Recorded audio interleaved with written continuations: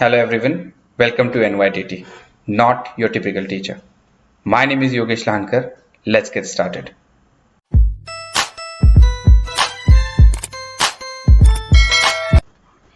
Hello everyone, welcome back to my channel. इस particular video में हम यूनिट 4 ट्रैकिंग सोशल डिफरेंसेस के बारे में पढ़ाई करेंगे। और जब हम ये नाम पढ़ते हैं तब सबसे पहले हमारे दिमाग में ये आना चाहिए कि सोशल डिफरेंसेस का मतलब क्या है। Social differences is nothing but stratification in the society. और ऊपर अगर आपने देखा होगा तो ग्रीन में हाईलाइट करके मैंने 2 पॉइंट्स लिखे हैं। फर्स्ट पॉइंट एक्चुअली ये होना चाहिए कि stratification of human society in different classes is a universal truth. तो ये अगर हिंदी में कहा जाए सोशल डिफरेंसेस ये एक त्रिकाल बाधित सत्य है। ये हर सोसाइटी, हर ह्यूमन सोसाइटी में दिखाई देता है। अगर आज के प्रेजेंट इंडिया के बारे में अगर बात करेंगे तो यहाँ पे 2 प्रकार के सोशल डिफरेंसेस हमें इंडिया में दिखाई देते हैं। First is based on class, तो कोई अमीर है कोई गरीब है, वो वाला डिफरेंशिएशन, या फिर caste based difference, the so called upper caste and the so called lower caste, right. तो ये जो सोशल डिफरेंसेस है ये आज हमें दिखाई देते हैं। अगर हम हड़प्पन सिविलाइजेशन के बारे में बात करेंगे तो वहां पे हमें किस प्रकार के सोशल डिफरेंसेस पाए जाते हैं, इसके बारे में हम इस टॉपिक में पढ़ाई करेंगे। So obviously there are different ways through which you try to understand the social differences. How do you track these social differences? There are different ways through which archaeologists and historians try to do that. And the first methodology that they use is to study the burials. उनके disposal of the dead की क्या उनकी strategy थी, वो अपने मृतों को किस प्रकार से ट्रीट करते थे, उनका किस प्रकार से वो दफन करते थे, इसके ऊपर एक्चुअली सोशल डिफरेंसेस हम ट्रैक कर सकते हैं। ठीक है, तो एक्चुअली इन्होंने पहले पैराग्राफ में हड़प्पन ब्यूरियल्स को इजिप्शियन पिरामिड्स के साथ कंपेयर किया है। तो इजिप्शियन पिरामिड्स आप सबको पता ही होगा, फेरोज जो है वहां पे दफन के उनको किया जाता था, जो इजिप्शियन सिविलाइजेशन के किंग हुआ करते थे। And many important things that the king might need in his after life were also buried within that particular pyramid, right? On the other hand, the Harappans, they used to bury only a few things with their dead. तो यहाँ पे ये differences आ जाते हैं। इसके ऊपर एक MCQ बन सकता है जो कि मैंने यहाँ पे दे रखा है, comparison between burial practices of Harappan and Egyptian civilisation. ठीक है, तो आपका ये आंसर बन जाएगा कि pyramids are very extensive and very pompous this thing, royal burials, while Harappans were very utilitarian. हम लोग देखेंगे यूटिलिटेरियन का मतलब क्या है आगे चलते हैं। तो यहाँ पे एक और डिफरेंशिएशन का फैक्टर आ जाता है कि किस प्रकार से ब्यूरियल पिट बना हुआ है, वो जो गड्ढा है जिसमें मृतक को दफनाया जा रहा है वो किस प्रकार से बना हुआ है। अगर वो ब्यूरियल पिट नॉर्मली मतलब उन्होंने खोद के रखा है और वहीं पे दफन कर दिया किसी को, तो वो एक नॉर्मल ब्यूरियल पिट कहा जाएगा। लेकिन कई जगह पे ऐसे भी देखा गया है कि जो आउटर जो ये होती है हॉलोड स्पेस का जो आउटर भाग होता है, जो बाहरी हिस्सा होता है, वहां पे उन्होंने एक ब्रिक की लाइन लगाई है, तो उसको एक अच्छी तरह से उन्होंने डीमार्केट किया है। शायद ये भी एक सोशल डिफरेंशिएशन का पार्ट हो। क्या हम इसके बारे में 100% बता सकते हैं? We are not really sure about it. ठीक है, लेकिन आगे चलते हैं। अगर हमने हड़प्पन ब्यूरोज को थोड़ा अच्छी तरह से और देखा तो हमें यह पता चलता है कि हड़प्पन ब्यूरियल्स में सेमी प्रेशियस ज्वेलरी हमें मिलती है। और ये जो ज्वेलरी है ये दोनों के मेल और फीमेल ब्यूरियल दोनों के ही जो दोनों के ही ब्यूरियल साइट्स पे हमें ये ज्वेलरी मिलती है।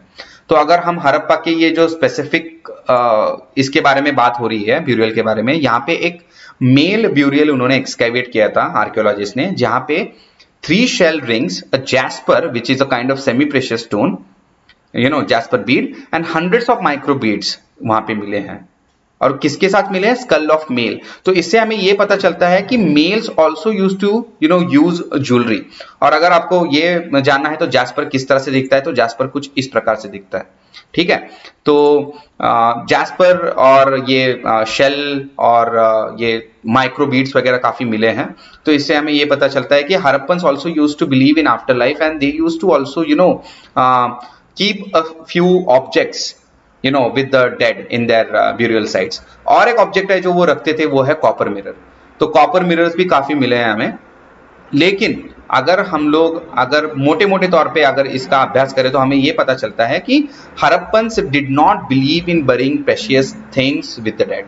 तो वो कुछ मतलब बहुत ही ज्यादा रेयर और बहुत ही ज्यादा प्रेशियस ऐसी चीजें अपने ब्यूरियल पिट्स में अपने मृतकों के साथ दफनाते नहीं थे।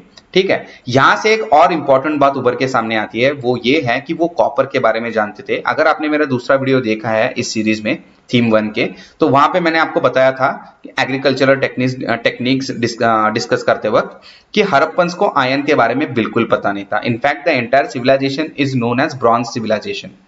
तो ब्रॉन्ज जो है, this is an alloy of copper and tin. This is a question that has been asked many a times in many competitive exams, so please always remember this, that you know copper और tin को मिला के हमें bronze मिलता है। And Harappan civilisation is also known as bronze civilisation of India, right.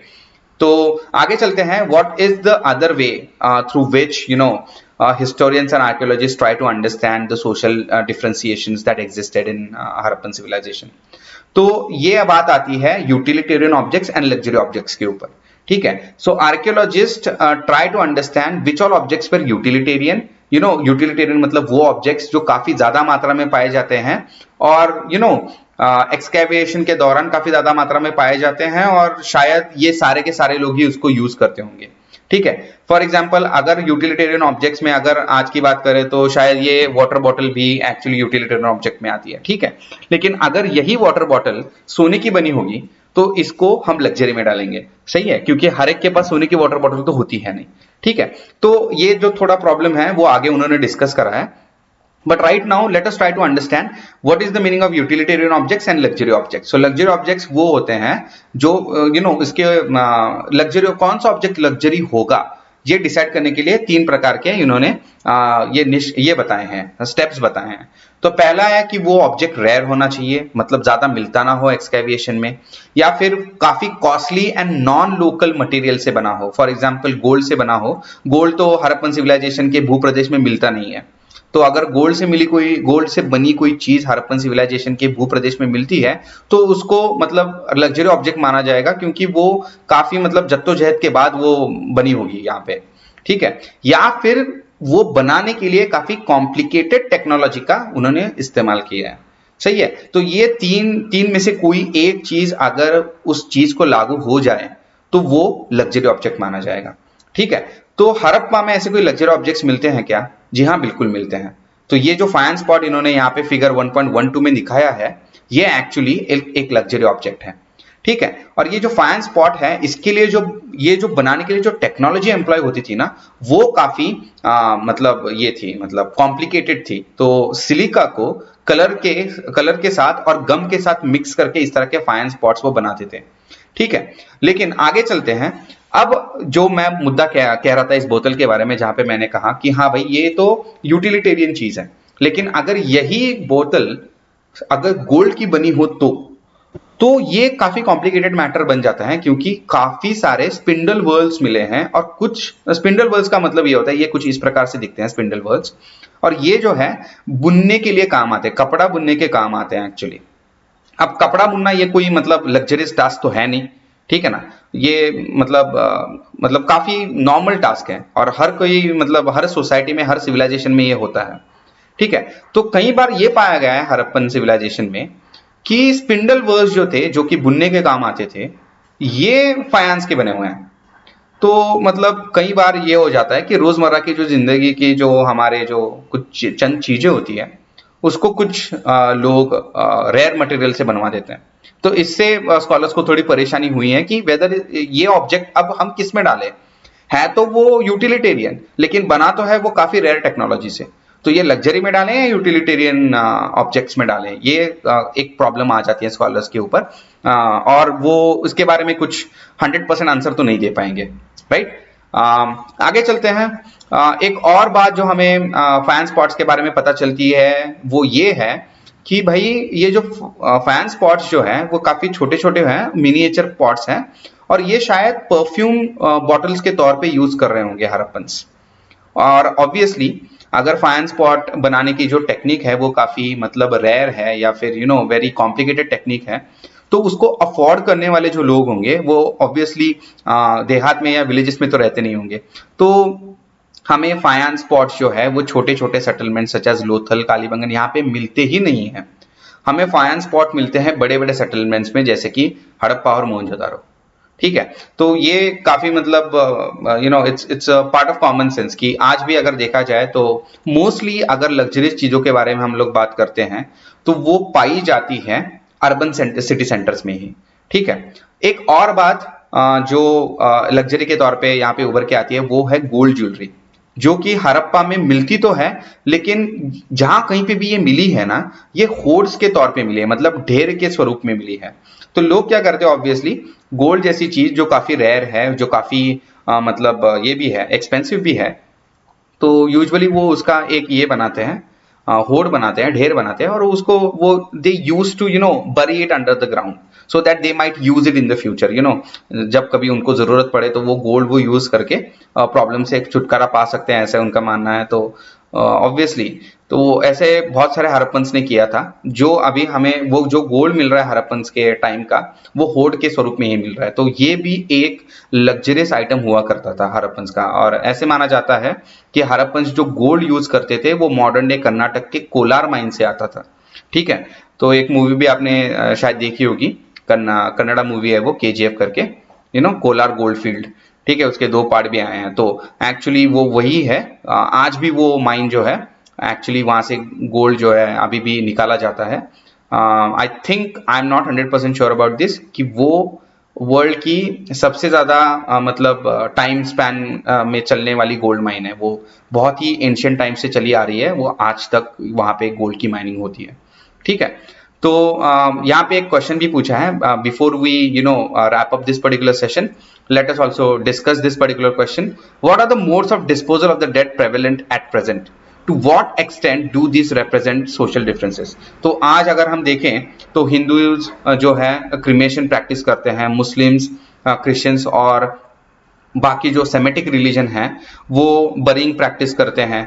अगर हम Parsis के बारे में देखें, उनके डिस्पोजल ऑफ द डेड की प्रैक्टिस काफी अलग है। तो obviously we today have different types of disposal of the dead in India, और वो ऑब्वियसली सोशल डिफरेंसेस हमें बताते हैं।